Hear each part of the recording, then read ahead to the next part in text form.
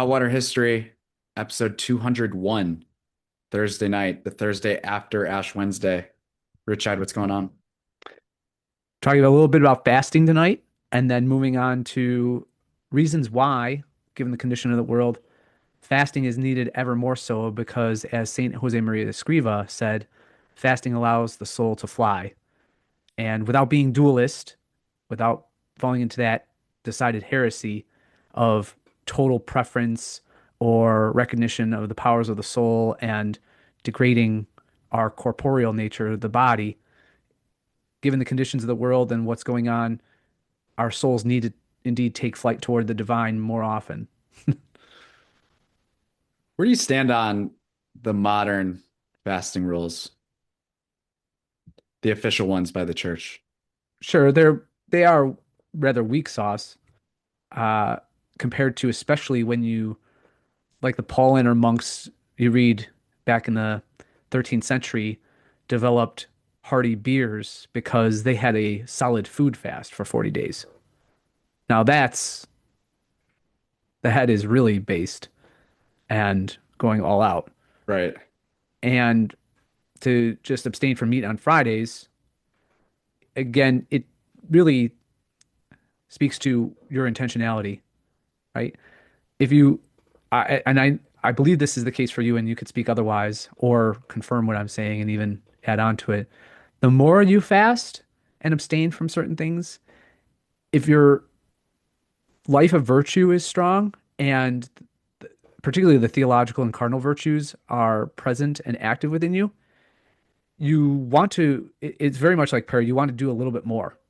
Just go that extra mile, to pardon the cliche, or test yourself a bit more so as to alleviate the burden that is often part of life, wherein you're worried about your next meal or you're considering what the next corporeal need is, or distractions, the distractions side of fasting, that you're liberated from those things is so key.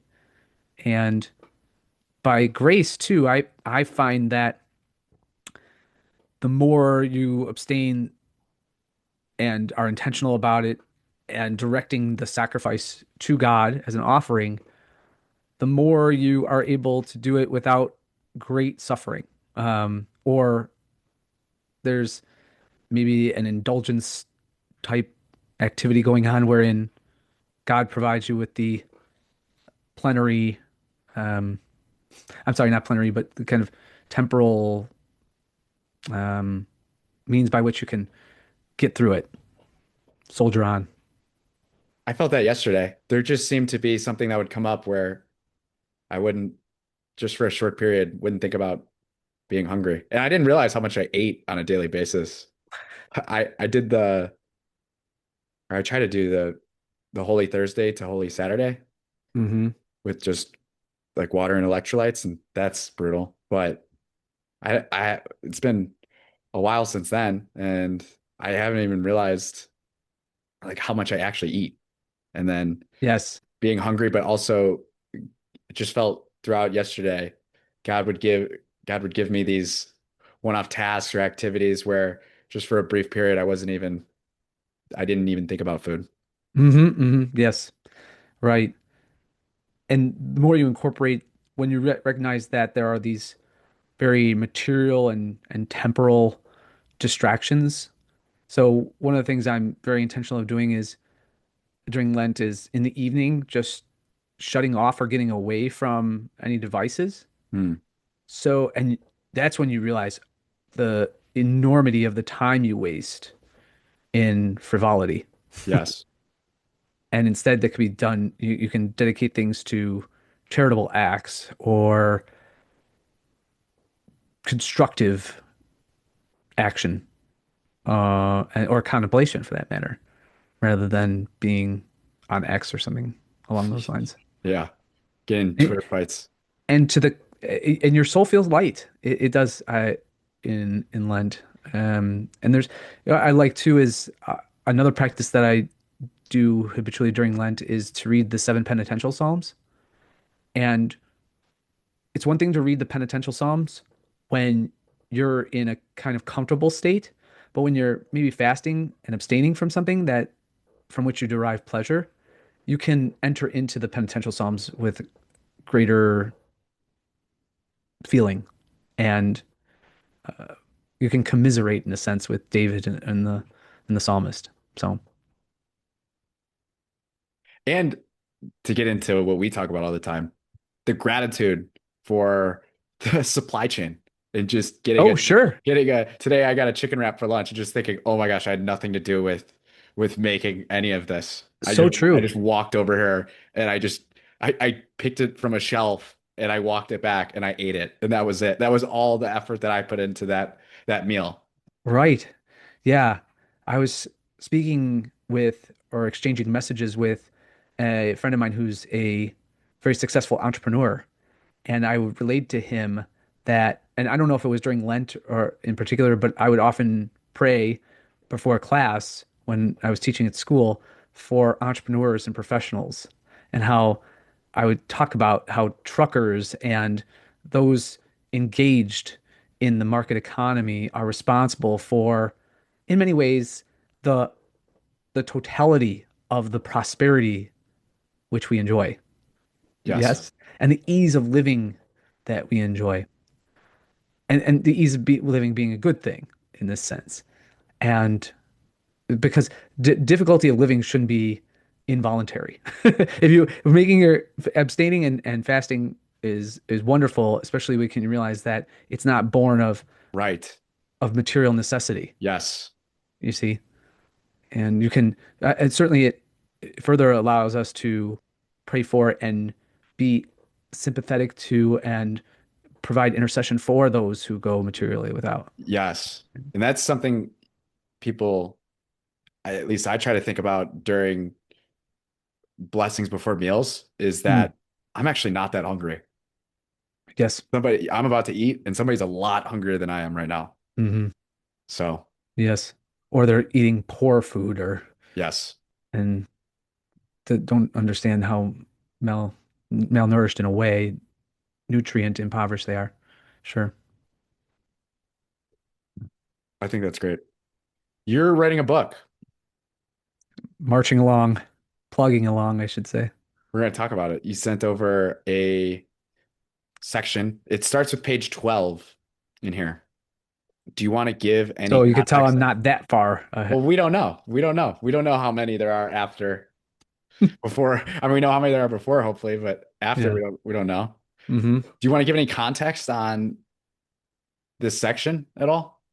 I would only say that it's motivated. The first part of the book is about theory pertaining to why anarcho-capitalism and Catholicism are the ways forward. So I wanted to discuss the theory, but before you can even discuss the theory, what is the theory born of? How do we situate the ideas that flow and solutions that come if we don't understand the the situation or conditions in which we live? And from my perspective, the condition by which the powers that be are allied with extremely depraved, if not directly demonic forces in opposition and antagonism toward the church and Christ himself. Well, if we don't encapsulate that in some way and, from my mind, describe the conditions of that situation with both accuracy and I think some fluency about where we are at, what is the status quo, what needs to be radically altered, then you're not going to, as a reader, in other words, the section is meant to arouse the normie from his slumber and perhaps further enrage and motivate or goad the already awakened. You see. Yeah, So, and to speak of how manifest and universal the problems are is to recognize at once the status of current events, but also that, yeah, darkness is seated in the halls of power.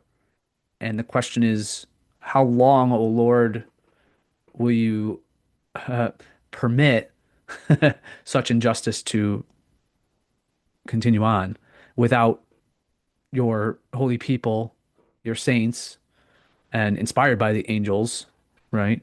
To and the people of God to rebel or react. Let's go through it. So with from that point on, as I was saying with you, is my thought is I can launch from a description of what I perceive is going on. It's not even a real perception. This is all general fact. Now, some people might quibble with certain assertions that I make about the gender identity of individuals in power or something along those lines. But this is all substantiated, and some of it is footnoted. And beyond that, it's from this position where, after, in a sense, gathering facts, I can make a diagnosis and then proffer a cure. And the cure is going to be, for people who are really interested in this, what I recognize is that the the leading and dominant worldview that really pertains to modern Western peoples vis-a-vis the state is that of Reinhold Niebuhr and what he called Christian realism, not Christian Zionism or Zionist realism or anything like that. It's Christian realism, and the real attraction that people still feel toward that coming out of the Cold War, where that theory was the dominant ethos and in large part still continues as justification for state action and existence today. Why that's fallacious and really leading us down a horrible and destructive road. The ultimate alternative, which is a Leo Tolstoy or Tolstoyan anarchism, right? Especially the relationship of the individual with the modern state. But then that Tolstoy's radical, um, it I won't say it's self-immolation, but his radical nonviolent position also needs to be informed. In other words, its limitations have to be uh, constructed and allow the theory to be properly constrained given reality. So that's where the church comes in. That's where Catholicism comes in. Okay. So that for those who wanted to get way into the weeds or trying to understand what I'm going to be attempting to doing, that's where it's going. Cool. Let's read. Cool. I Well, like that. Cool. Cool. I'll read up to the video, Okay. but we'll cut off here. Western civilization limps on, but identifying it as crippled is far too complimentary. It might better be described as remaining, but in rigor mortis. The semblance of something is there. It was, at various points, the progenitor of philosophy and theology, and the same civilization that stopped the Caribs from eating human flesh and the Aztecs from ripping people's hearts out to appease, I always mispronounce this guy's name, Huitzilopochtli. Huitzilopochtli. Huitzilopochtli. The Yeah. residual effects are still there.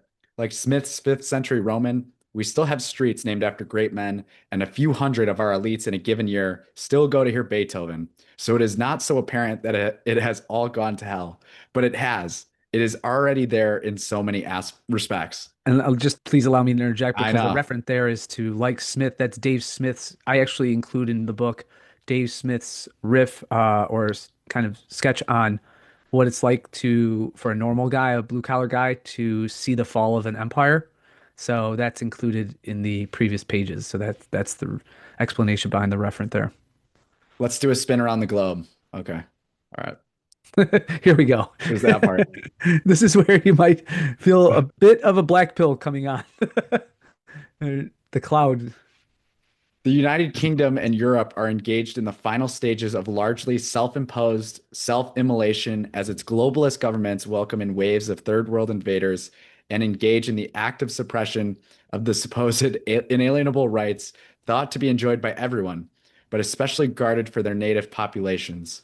London has an actual British population of 36.8%. I didn't know these before this. Malmo is 44% Swedish. France has an open Masonic cocaine addict as its president and his senior sodomite groomer posing as a quote, wife. Germans hate themselves so much for being descendants of the worst baddies of all of human history, so says Tel Aviv and the Hasbara peddlers, that they can barely bring themselves to enjoy schnitzel, Mahler, and basics like domestic heat in the winter. They simply don't deserve it after all, because of the H-man.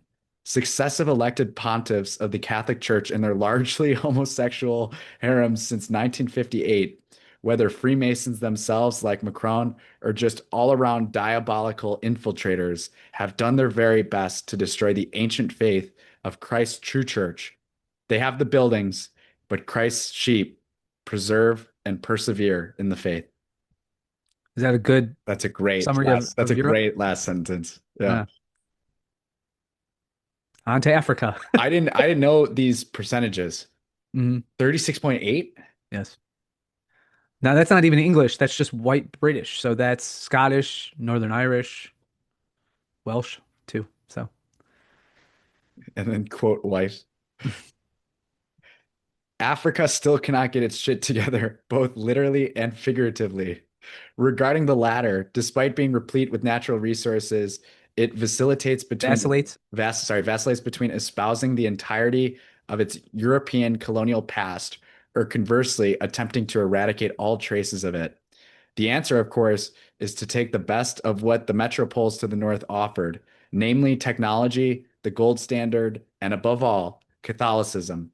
Maybe language too, as long as no one in the Congo is speaking Flemish and only choose French, and discard the rest. Granted, when bold African leaders like Patrice Lumumba or John Magufuli. Magufuli speak up for true sovereignty, they get bumped off by the CIA, the pharmaceutical industrial complex, or other foreign interests. Rival parties then rush to fill the power vacuum and war on each other as if the British had never left. Okay, so this is a point I want to bring up. How much of this is their fault? How much is it of So Africans' fault you or kind of make colonial? it you kind of make the point at the end where they do get bumped off by the CIA, the pharmaceutical industrial complex, or other foreign interests. So if anything like this starts to build up, something happens from a bigger power, right? By and large, yes. I mean, yes. So it's for example, Patrice Luamba was a major figure in the Pan-African movement. He wanted to see African nations unite and form economic and political unions that would not so much compete economically with Europe and the West, but would be much more guarded of African resources, leery of exploitation, be coordinating so as to ensure that Western larcenists and really evil multi-billion globalist corporations didn't just try to rob Africa in a way of its resources as maybe the several groups of the colonists had done before, from especially the African perspective, and they really were big into African autonomy. For example, Luamba was against forced seigniorage, where the francophone African countries have to use the French African franc, and then essentially what they're doing is paying a 3 to 5% rate on just using currency from France. I mean, it's robbery. So that's and of course he's bumped off. He was labeled a Soviet sympathizer and a communist, so the CIA took care of him. Magafuli's instance is much more recent, and he mysteriously died of a heart condition, of course, and he's the great hero of none other than our dear friend James Delingpole. And in Tanzania, he spoke out against the forced vaccination of the Tanzanian population, especially because if you recall, COVID just didn't affect Africa, incidentally. It just didn't go through there. There wasn't this mysterious disease, viral in nature, supposedly. And so Magafuli's response to all these multinational corporations from Pfizer on was, well, we don't need your genetic serum. And sure enough, he's offed. So those are instances. Yeah, it's hard to say to what degree a post-colonial world or continent in the case of Africa, how much of the blame for civil unrest, warfare, awful poverty, crushing poverty remain or should be placed on the remaining Africans or the colonial powers and the imperial powers that continue. It's more you'd have to look on a case by case basis, I think. It's hard to make generalizations in that regard. Ghouls from the same CIA inspired a color revolution with fiat phony dollars, free sandwiches, and American arms led a coup against the democratically elected Yanukovych administration in Ukraine in 2014. The same empty souls then ensured the elevation of Vladimir Zelensky. Do not forget, in parentheses, do not forget that second Y, and don't ever pronounce Kiev again with two syllables. To the presidency, Zelensky is a comedian, also a coke fiend, and despite being nominally Jewish, collaborates with Banderite Nazis left over from World War II in order to ethnically cleanse Ukraine of Russian speakers and their churches of priests and religious. For this, he is still praised as a hero of the West because he is standing up to Putler, that is Vladimir Putin, who invaded this rogue cabal puppet state to cleanse it of hyper-nationalist Ukrainian Nazis. In doing so, Russian forces may have saved children from sex trafficking rings, which operated with impunity under Kiev's watch. All the Kiev. while, I can't yeah, say Kiev. I get it. Kiev's watch. All the while, elites in the United States and Europe rush to put Ukrainian flags in their social media accounts, and their midwit dupe slaves posted Slava Ukraine and Putin is evil signs in their windows. A sizable portion of those elites have now been implicated in the pederast child abuse network of Jeffrey Epstein. Talk about demonic projection. To date, casualties number near 500,000 men. Modern Israel consists of nothing more than a confused, if utterly thievish and murderous regime, which justifies both its existence and lethality on the fictions that God promised them Palestine, despite their ancestors having no connection to the land, and that the Holocaust means they get their terrorist Judenstat and get to defend it with international impunity. All the Goyim bow low, leave or help them to kill the Palestinian Christians and Muslims who stay. Wild for a people who do not, by and large, even maintain theistic beliefs. No amount of cocaine, sodomy, pedophilia, Kabbalah, and humping of a Roman fortress wall can cure Israelis of allergies from native olive trees. So they genocide on. Do you understand the reference to the olive trees? So that's the cure Israelis of allergies from native olive trees. I didn't get that. I got the wall. I didn't get the Yes, trees. you can look it up. Some ridiculous number of Israeli Jews are allergic to the pollen that's emitted from native olive trees in the Middle East. So, what does that indicate? Well, that they, over the centuries, biological evolution being it is as it is, their ancestors never built up an immunity because they were never exposed to it because they're not from there. You get Wow. what? Yeah. Yes. So, right. So, again, these are Eastern European, Khazari, and Ashkenazi that are claiming after centuries after the diaspora.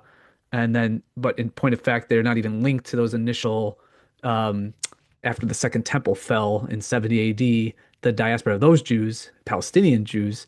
Of course, when we're talking about bloodlines, the actual Palestinians who have been there for much longer and have occupied the land through Roman Byzantine, then Muslim, then Crusader, then Turkish domination, and now then British and Israeli domination. They have a much more clearly defined DNA genetic tie to the land. So speaking of the allergies, it just is a sign of that or proof Iran of that. cannot have nuclear weapons, but India, Pakistan, China, and Israel can. This is the reasoning of the current world order that ensures perpetual disorder.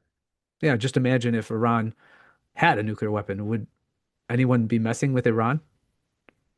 So it's the Iranians' failure to get a nuclear weapon is so let's just say for the moment that nuclear weapons exist, okay? So, but any of these destructive weapon capabilities, they have because they failed to do so. That's why they're getting picked on. Think about how emboldened, therefore, supposed rogue states with nuclear weapons are. You think Kim Jong Un is sitting in North Korea like going, well, this proves me right again. Why would he ever enter negotiations to denuclearize?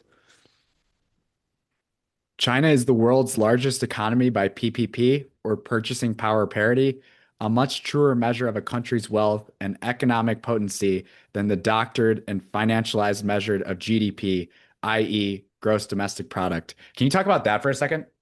Oh, okay. So purchasing power parity takes into account when you're talking about money and monetary dynamics, what can be when wealth is generated and then cycles through an economy, the the value of the money as it's transmitted and as it's exchanged without the factors of like artificial money creation, putting a uh an what do I call it? An erroneous weight on wealth. So what that means is, for example, let me try to, I'm thinking of an example here. Oh, yes. So the dollar's reserve currency, the velocity of the dollar is a lot higher than the Chinese yuan or the renminbi because the Chinese yuan and renminbi isn't used in international exchange to nearly the level of, so there's not yuan renminbi demand, but the dollar's demand is not based on its value.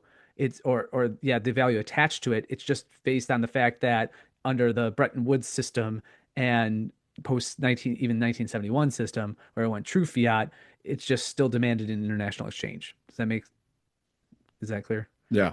Yeah, it's so think about like how the outside of those artificial factors, the renminbi or the yuan, which are the two national currencies of China, how they retain their value because there's real value backing in either foreign or domestic exchange in those economies. Take away the dollar's reserve currency status, and what anyone can see is a wilting United States and a new hegemon in China taking the stage. Imagine if the communists in Beijing would fully scrap their faux communism and all too real militant atheism and remove the chokehold they have put on their own people. How many more gleaming cities could they produce? Of course, China has its own problems too. For as incredible as this sounds, all of the state-imposed mass murder through abortion has made sure that as China becomes dominant, there will be too few Chinese around to enjoy or sustain it. It's a demographic problem now. Japan is dying. 2011 marked the first year in which more adult diapers than baby diapers were sold in Japan. The diaper gap has only widened ever since. The Australian government cracked down so hard on COVID genetic serum dissenters that it formed literal concentration camps. 5 years later or so, in February 2026, that same government's finance minister, Katie Gallagher, engaged in a lengthy exchange with Senator James Patterson, in which she admitted to outright lying about previous state spending from Canberra. This is my favorite part. We're gonna show you video of this so we could cut through it. It's in about a minute exchange. Embarrassing enough, but there is much more. Upon further directed questioning from Patterson, Gallagher demurred while looking at her cell phone, stating that she could not find any figures or analyses regarding the finances of Australia at all. As the finance minister. Wait, there's even more. Gallagher then claimed that the current government has been so responsible in its allocations that a surplus has been established. However, she confused tax revenues with net income and publicly failed to distinguish between the terms net and gross. Don't believe me? Here's the transcript from the Australian Parliament streaming portal. So we'll play the video now. That figure in front of me. You said there's been $114 billion of savings across your budgets. Is that net savings or gross savings? Well, it's savings and reprioritising. So we're saving and then essentially to offset new priorities. So you're saying that's net of spending decisions? You reduced expenditure by $114 billion? It's a gross figure. That's gross, right. What is the net figure? I don't have that available. Is it positive or negative? Well, I just don't have that figure in front of me. Has the savings you've made been greater than or less than the new spending that you've initiated? It is $114 million and reprioritisations. But if you spend every dollar that you've saved, it's not a save, is it? It's just spending it on something else. Well, that can be the way you twist it. When you say on radio, as you did last week, we found $114 billion in savings across a couple of budgets, I think the public will think that means you've saved $114 billion. But if you've gone and spent that and some more, you haven't saved $114 billion. No, we have. How have you saved it if you've gone and spent it? Authorised by Ahurst Liberal Canberra.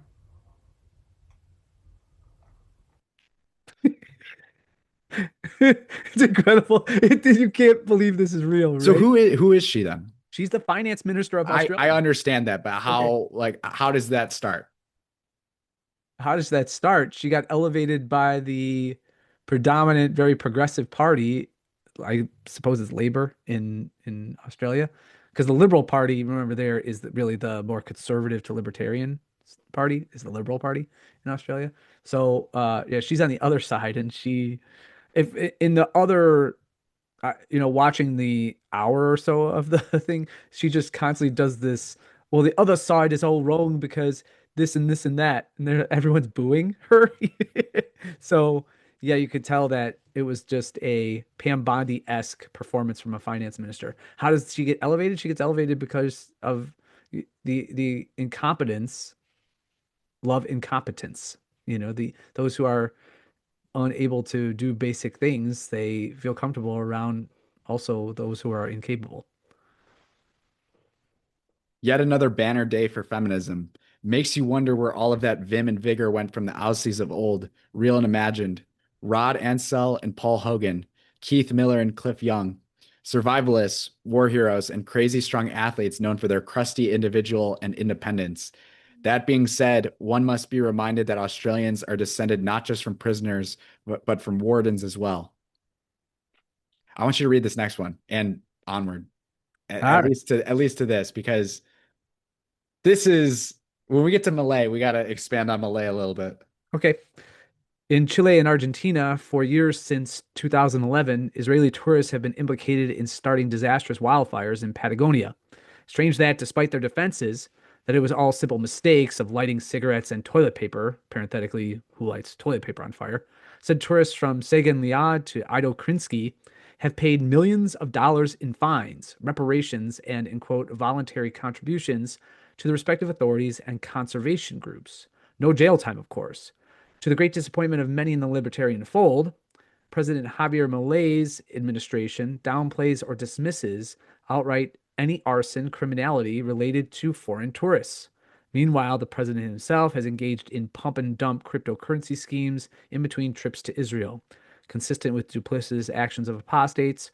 Should the Times of Israel be believed, Milei intends to convert to Judaism upon the end of his presidency.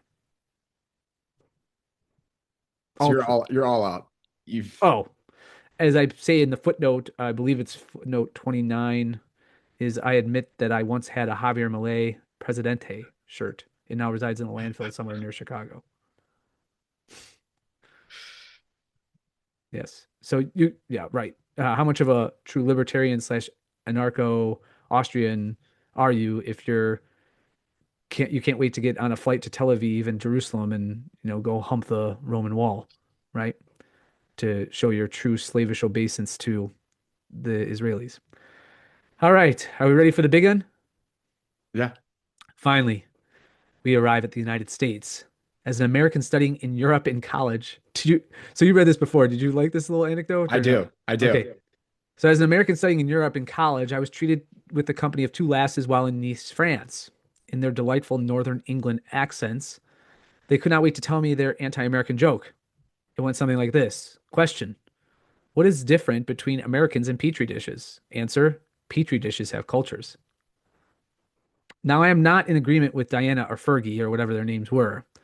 There were thriving, diverse, and vibrant cultures alive and operative in America.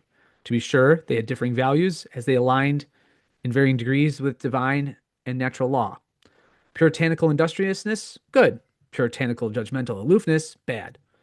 But the worst tradition of the Puritans, namely an insistence on juvenile submission to civil authorities, has metastasized into the current situation in which politics is everything because the state has allowed has been allowed to slither its way into every crevice of American life. Thus, the perception is that should a radical course revision away from the sure social and economic destruction be had, it must come from the top down through political action, laughably, petition, protest, and voting. Why this is so absurd lies not only in the fact that this, in quote, democratic process has been tried and found so wanting for so long, but also in the character of the individuals who have been chosen or permitted to rule over us. Just take a look around and see that St. John's message rings so obviously true. From his first epistle, we know that we are of God, and the whole world is seated in wickedness. It is the reason for the power of the uniparty. It is the reason that as governments and administrations change in events the press likes to play up as dramatic transfers of power, every post World War II American administration and Congress looks essentially the same. Sure, they get Americans to war around the fringes, but on the substantive issues, it is the same old, same old. Still imperialistic, still bellicose, still fear mongering. It's the Soviets, then it's Saddam Hussein, next Al Qaeda, Iran. Still, only two cheers for capitalism. Still, a superpower because of the once great ingenuity and production of Americans past, but remarkably, a superpower operating as a vassal state to modern Israel. And before moving on to my diagnosis of where all of this comes from, which I explained earlier in our podcast about going on with the predominant ethos of Reinhold Niebuhr and Christian realism, where all this comes from, as well as my solution to it all, examine the words of Archbishop Carlo Maria Vigano in his Ash Wednesday homily 2026. Just yesterday, Charlie, just yesterday. And here's what he says. This I found so utterly profound as most of what Cardinal Vigano comments upon and utters. The earth is still cursed today, nor could it be otherwise. The horrors and heinous crimes brought to light in recent days with the publication of Jeffrey Epstein's files cry out to heaven for vengeance, all the more so because of the silence surrounding them and the impunity ostentatiously granted to the guilty. Our skies are sprayed with poisons that spill over into crops and aquifers, carcinogenic substances in food, the destruction of crops and livestock for the benefit of multinational corporations' intensive production, diseases caused by deliberately harmful and sterilizing pseudo-drugs, the imposition of sacrifices and penances for the so-called protection of our common home, the minute control of our every action, no longer under the gaze of God, but under the eye of surveillance cameras. All these outrages, the infernal parody with which an elite, intoxicated with power and literally thirsty for human blood, seeks to replace God in legislating, in deciding what is good and what is evil, in declaring its saints and its damned, in promulgating its rights and its excommunications. This elite also has its public penitents, who are ostracized by the system until they convert to the infernal ideology of globalism. Wow. Yes, these are material and temporal conditions and questions, but the remedies are material, temporal, and spiritual in nature. Among all of them, voting just won't do. Thus, Amen. you gotta be an anarchist. There you go. Do you see how I'm trying to build an argument from current conditions toward anarchy or justification for it? Yeah. Yeah. I can't wait. It's fired me up. Okay. Many more pages to come. Anything else on this? No, I'm interested in your take. Any thoughts? Yeah. It's I thought it was great. It reminded me of the conclusion of the first book too. It Mm-hmm. was an expanded conclusion of A Twisted History Sure. where you're going country by country. Yeah, yeah, that's not bad. Yeah, yeah, I felt like I was writing the epilogue again. Yeah. Yeah. Should we get to a town that really does need an epilogue? Let's do it. The Meanwhile in Oak Park. We should go to your gay suburb now. people segment, meanwhile in Oak Park, brought to you by Trinity Brewing. Go get some beers. Let's start with APAC. APAC cash to Conyears-Ervin in 7th District sparks upset. Ford said he turned down same offer. Collins Mendoza questioned Conyears-Ervin's ethics. Showalter calls $2.8 million spend corruption. Friedman denies rumor he will leave race. A super PAC connected with the American Israel Public Affairs Committee, otherwise known as APAC, has involved itself in a big way in the hotly contested Democratic primary race to replace the retiring Danny Davis in the 7th Congressional District. The the United Democracy Project, the UDP, has reportedly committed to spending $2.8 million in television ads supporting Chicago City Treasurer Melissa Conyears-Ervin in the March 17th Democratic primary. That commitment far surpasses the spending of any of the 13 other candidates in the race, many of whom condemn the super PAC money. The cash infusion could give Conyears-Ervin an edge in the race, but might also raise concerns among some voters.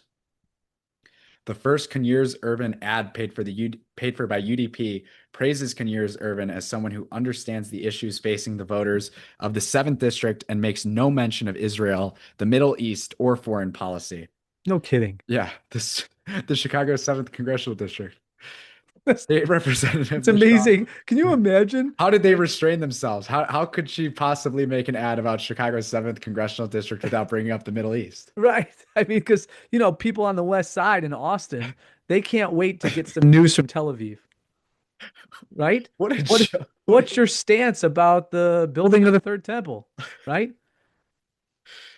State Rep LaShawn Ford, who has been endorsed by Davis to succeed him, said he had held discussions with representatives from UDP, including an in-person meeting last month, but Ford said he was unwilling to commit to supporting unconditional aid to Israel, which was, he says, the requirement to get support from UDP. Which, of course, this means this Conyears-Ervin can't wait. She'll be doing appropriations bills for Israel. Toot sweet when she gets in there, which she's bound to get in there. Quote, I've also had meetings with the very people that's spending this money, Ford said. They want you to say yes to everything that they have requests for. There's no gray lines as it relates to their beliefs. It's a yes or no. You definitely know it's APAC then. It's the Israelis. This is how they're described as acting in every circumstance. Yeah. Don't have a conversation that this is what we want. If it's a yes or no, don't have a conversation that this is what we want. Okay, I get it. We want you to vote with us in Washington 100% of the time, and we want to control our member, and that's what this is about. And I refuse that type of relationship. My relationship will and always has been to the constituents and representing the needs of the district. Oh, okay. Annabelle Mendoza, a self-proclaimed progressive candidate, said the super PAC funding is disgraceful. We've seen how APAC has infiltrated elections all across the country. Now they're setting their sights on Illinois' 7th District that this seat is for sale. APAC and their shell PACs have poured millions of dollars of dark money into our elections. I gotta break some news to Annabelle Mendoza.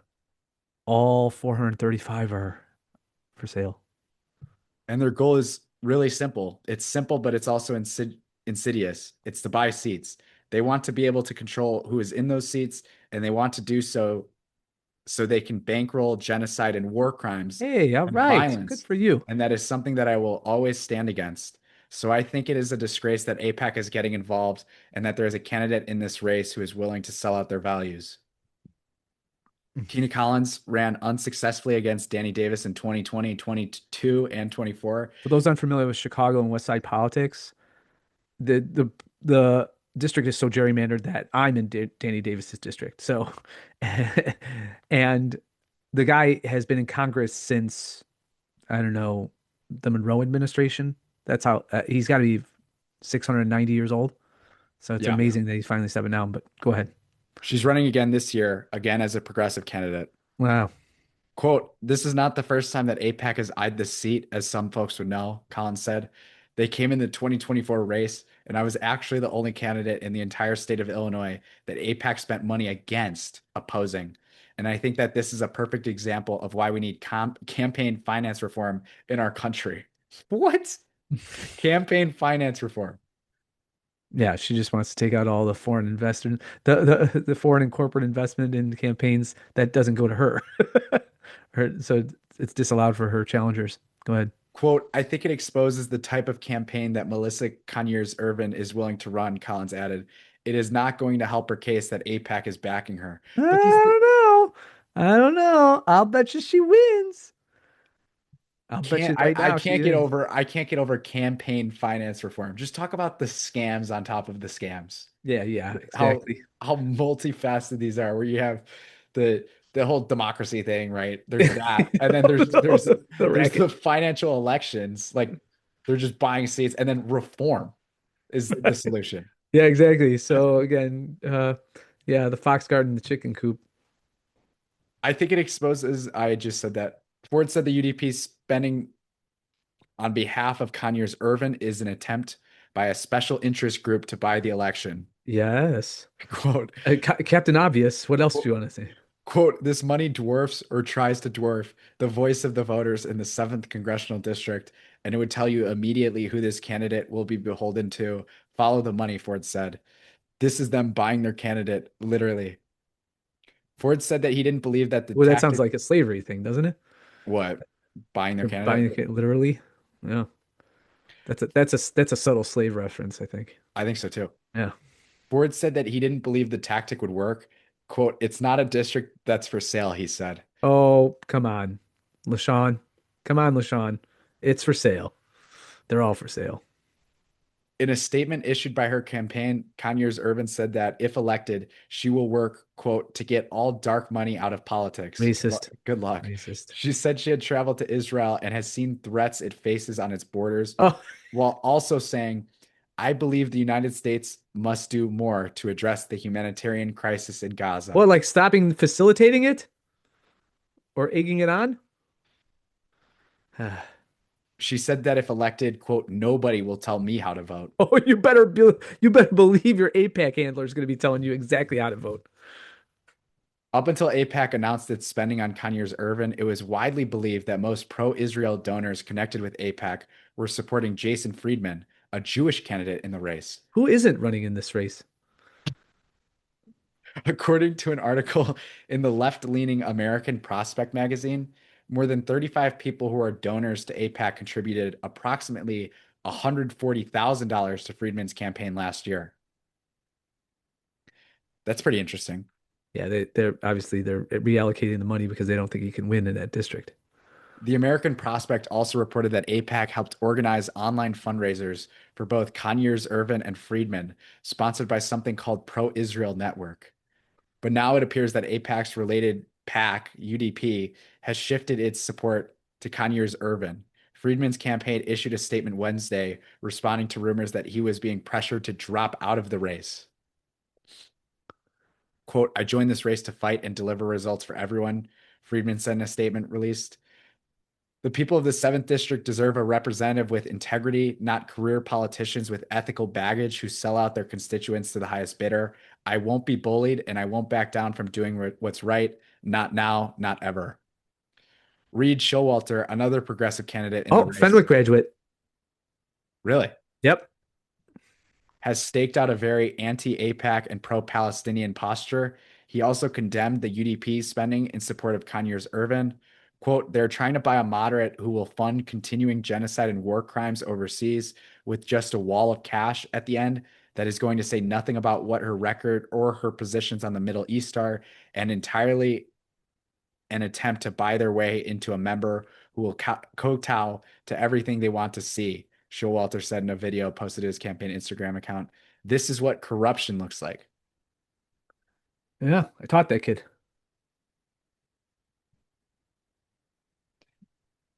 This we've been talking about forever. Oak Park Board approves design direction for Village Hall renovation. I'm just going to read. I'm not even going to go through all this because we talked about it. Please, We've talked about please. it so much. Ad nauseum, ad nauseum.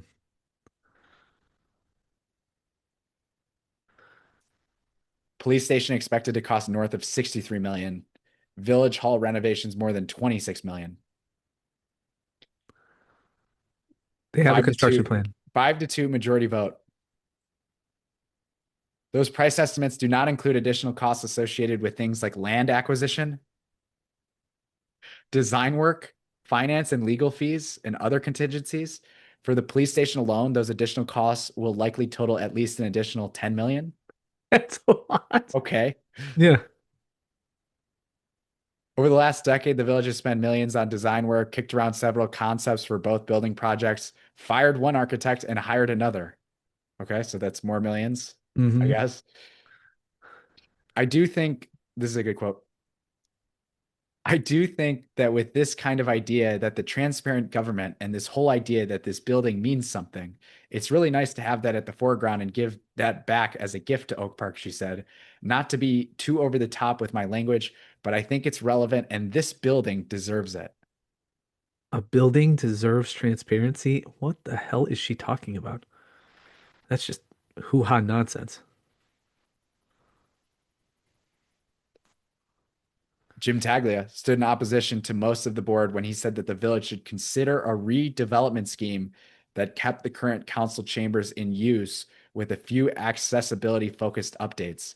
Quote, it's an expensive workaround in my view, Taglia said.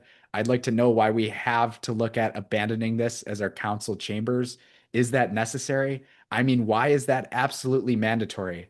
And why can we not do anything but one of these other two concepts? Because when we left the last meeting, I wasn't under the impression that that was an automatic.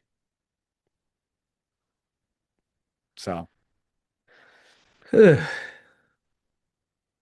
and then the other guy, Wesley, who the other opposing voter, I'm trying to under Wesley voted against endorsing the plan in part because of vagueness surrounding the construction costs. Both said that they'd have liked to see an itemized cost list for police station They don't construction. even have an itemized list. They're just, this is what it's going to cost. Boom. Quote, I'm trying to understand what's the how big of a check I'm voting for tonight, Wesley said. That's not a sentence, but all No, right. I'm not sold on this one, President Skaman. Honestly, the costs here are much higher than I anticipated. So that's Oh, that. with the endorsement of the plan, they're going to dive deeper now, the architects. This thing will be built or renovated in about 2052 at the pace they're going. Here's Frank Bozak in the opinion. Oh, Letters to the editor. Concealed carry versus law enforcement. The issue of Alex Preddy being armed with concealed carry brings to mind the issue of the Second Amendment right to own and carry a firearm, the only limit being a weapons-free zone. That's not what it I don't says. think that's not true, but That's not what it says. yeah. Back in 2010, as chair of the Board of Health, I raised the concern about what would happen if a private citizen legally carrying a firearm was challenged by a sworn police officer. We as a commission could find no real answer to the question. Now we have seen the answer to this question. If an officer believes your legal firearm is seen as a threat, then you are at risk of having that officer take your life if he feels, quote, you present a risk to his life. Based upon the opinion of President Trump, Attorney General Pam Bondi, and the Secretary of Homeland Security. I don't believe in the use of firearms to protect oneself on the streets of America, and therefore don't believe in either open or concealed carry. But the Supreme Court has made clear that my belief is inconsistent with American jurisprudence and that the Second Amendment entitles a citizen to stand his ground and defend himself with said weapon. Do you see the inconsistency here? I don't. I see the a meandering argument that goes nowhere. I don't. What's the inconsistency? I mean, you knew that the Preddy thing with ICE was going to twist progressives into knots, right? Because you have a progressive guy protesting ICE with a concealed carry permit and a loaded gun with additional magazines, right? So then when an officer of the state, which they all really worship, if only they had the right prelate in charge, guns him down, well then what are we to do? Pretty shouldn't have had the gun, but then he was gunned down by an officer who's really an emissary of Trump. So, but what's going to happen when we're in charge? I mean, just I guess the it's not so much an inconsistency there. It's just someone who's tying themselves into mental pretzels. That's the segment. Boom, boom. Meanwhile in Oak Park. What would have happened if I'd gone for it and just said, no, I'm gay?